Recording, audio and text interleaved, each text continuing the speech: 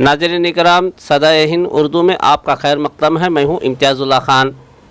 2 जुलाई को DK शिव कुमार रियासती कांग्रेस सदर के हैसियत से ओहदे पर फाइज होंगे, जिसकी मेहनत हफ्ते भर से की जा रही है।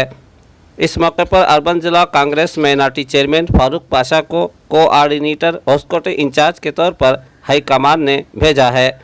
पार्टी दफ्तर में माइनॉरिटी को तरजीह देने पर गौर खौज किया गया।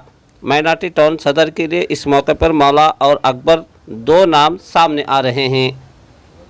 KPC से मुझे इंचार्ज बना के भेजा हुआ है, क्योंकि सेकेंड को वोट दे रहे हैं।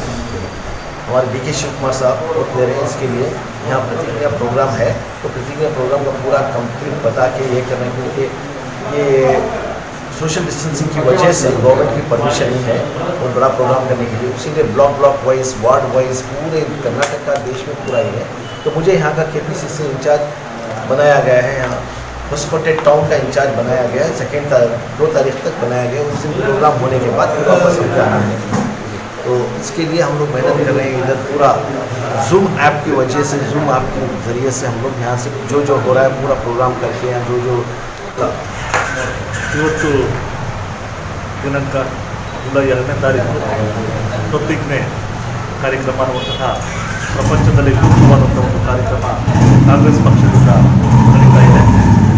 ಇಂತಹ ಒಂದು ವಿನೂತನವಾದಂಥ ಕಾಂಗ್ರೆಸ್ ಪಕ್ಷದ ಒಂದು ಪ್ರತಿಜ್ಞಾ ಪದಗ್ರಹಣ ಕಾರ್ಯಕ್ರಮಕ್ಕೆ ಇವತ್ತು ಇಡೀ ಒಂದು ಕರ್ನಾಟಕ ರಾಜ್ಯಾದ್ಯಂತ 2ನೇ ತಾರೀಕು ಯಾವ ಬರ್ತದೋ ಅಂತ ತುಂಬ ಕಾತರದಿಂದ ನಾವು ಕಾಯ್ತಾ ಇದ್ದೇವೆ.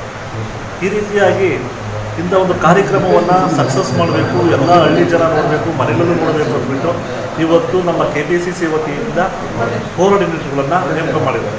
ಈಗ ನಮ್ಮ ಬೆಂಗಳೂರು ಉತ್ತರ ತಾಲೂಕಿನ ಅಧ್ಯಕ್ಷರಾದ ಫಾರೂಕ್ ಸಾಹೇಬರು ಇವತ್ತು ನಮ್ಮ ಹೊಸಕೋಟೆ ತಾಲೂಕಿಗೆ ಬಂದಿದ್ದಾರೆ. ತುಂಬ ಖುಷಿಯಾಯಿತು. ಇವರು ಬಂದು ಅಲ್ಪಸಂಖ್ಯಾತರನ್ನೆಲ್ಲ ಒಗ್ಗೂಡಿಸಿ ಇವತ್ತು ಕಾಂಗ್ರೆಸ್ ಪಕ್ಷದ ಪದಗ್ರಹಣ ಕಾರ್ಯಕ್ರಮದಲ್ಲಿ ಅಲ್ಪಸಂಖ್ಯಾತರು ನೀವೇನಿದ್ದೀರಿ ಖಂಡಿತ ಎಲ್ಲ ಭಾಗವಹಿಸಬೇಕು. ನೀವು ಯಾವ ರೀತಿಯಾಗಿ ನಮ್ಮ ಸಮಾಜ ಏನಿದೆ, ಅಲ್ಪಸಂಖ್ಯಾತ ಸಮಾಜ ಏನಿದೆ, ಅವರು ತಮ್ಮದೇ ಆದಂಥ ಒಂದು ಸ್ಥಿತಿಯನ್ನು ಹಾಕಿ ಎಲ್ಲ ಒಟ್ಟಾಗಿ ಭಾಗವಹಿಸಿ ಇದನ್ನು ನಾವು ಪ್ರತಿಜ್ಞಾ ಕಾರ್ಯಕ್ರಮ ಯಶಸ್ವಿ ಮಾಡಬೇಕಂತ ಎಲ್ಲ ಮೀಟಿಂಗ್ ಮಾಡಿ ಹೇಳಿದ್ದಾರೆ. ತುಂಬ ಖುಷಿಯಾಯಿತು. ಇಂಥ ಒಂದು ವ್ಯಕ್ತಿಗಳು ಇರೋದ್ರಿಂದ